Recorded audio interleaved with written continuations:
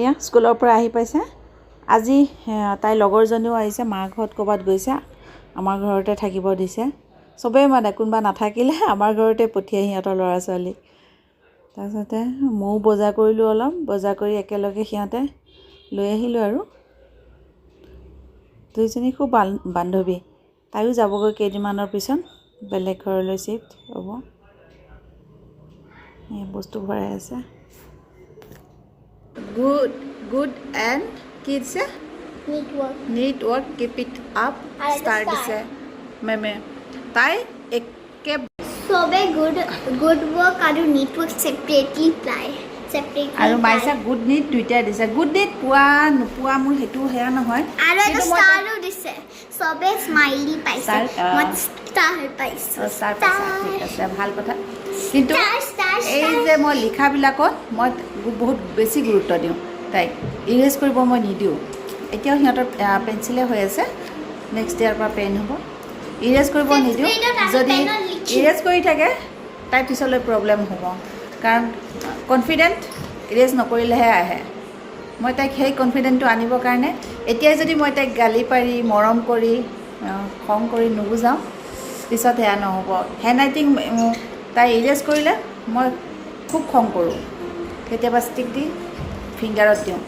আৰু সেইকাৰণে তাই হেণ্ডৰাইটিং মানে পায় তাই হেণ্ডৰাইটিঙত প্ৰত্যেকবাৰে মেমে মানে খুব ভাল সেয়া পায় কৰে আৰু তাই খুব হেপ্পী তাই মই কৈছোঁ কিহৰ কাৰণে পাইছা কৈছে তোমাৰ কাৰণে মই কৈছোঁ সেইটো মোৰ কাৰণে নহয় তোমাৰ নিজৰ কাৰণে কৰি আছা যি কৰিছা মোৰ কাৰণে একো কৰা মাইছাই ড্ৰ কৰিছে আৰু মেমে কিমান মাৰ্ক দিছে তোমাক কি দিছে 8.5 হয় নেকি আৰু এটা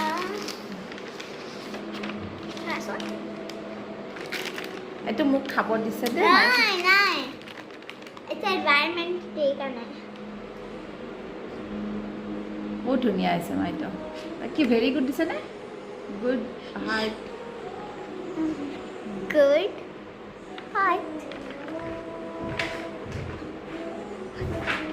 মা পঢ়া আছে ন কুইজটো কৰিলা দুটা সাবজেক্ট আছে মোক অলপ দিয়া নাছিল দুটা সাবজেক্ট মানে তোমাৰ এক্সাম আছে মা কি আছে মই চিপছ বুলি ভাবিছিলোঁ নাখাবা মা জাংক ফুড বেয়া হয় জানানে মোটি হ'বা কিন্তু তই মস্ত মোটি হবি পেটলি হবি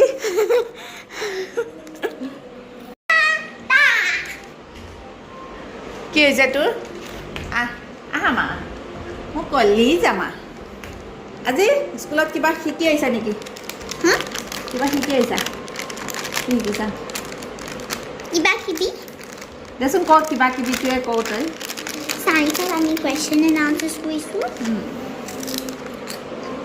আৰু কিবা ষ্টৰি একো নিশিকাই নেকি কি শিকিলি মানে ভিডিঅ' চালোঁ ষ্টৰিটোৰ কি চালি কি story the crafty crane and the clever crab ক কি দেখিলি ইংলিছত ক দে ইংলিছতে ক আৰু Once there was a crane at the rim of a large lake. He lived in a tree. The crane lived in a tree, nearby a tree. Near the tree there was a pond. Then the crane would every day go to a pond and eat fish.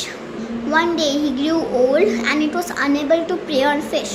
So he started climbing pitiably. Pitiably mane deserving or arousing pity. Then a crab moving to this side, a crab asked the crane, "Sir, uncle, why not hunting for food today?"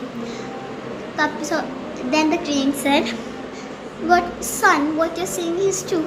I have stopped hunting because I have heard in the news that astrologers are saying that there will be no rain for the next 12 years. So there won't be any water for the fish to live on. I'm worried about them." The crab said that, "Why are you so philosophical today?" Philosophical means Philosophical means thoughtful and reasonable. Then the crane said that I am worried every time we lived and played together. Now I'm worried about these little fishes.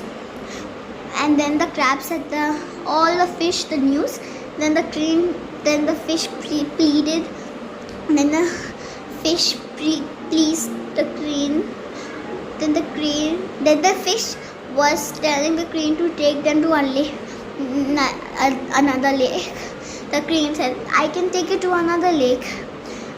I can take you to another lake. There is water even if there is water in that lake, even if there is no rain for the next 25 years. I can take you there. Then the fish were very happy. And then the crane would take all the fish to a lonely place where he would smash all the fish and eat them. The crane every day did this trick to trick the fish. Then the crab said, Uncle, why are you taking everyone to the nearby lake and not me? Why don't you take me and save my life? Then the crane said that, okay, I'll take you. And then the crab said that, oh, I don't see a lake anywhere. You must be tired of carrying my weight.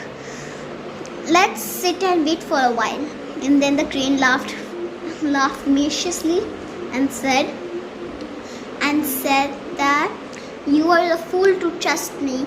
There is no lake nor there is any water. I am going to kill you. Then the crab pinched the crane's neck with his sharp claws. The crane died, and then the crab went to the fishes.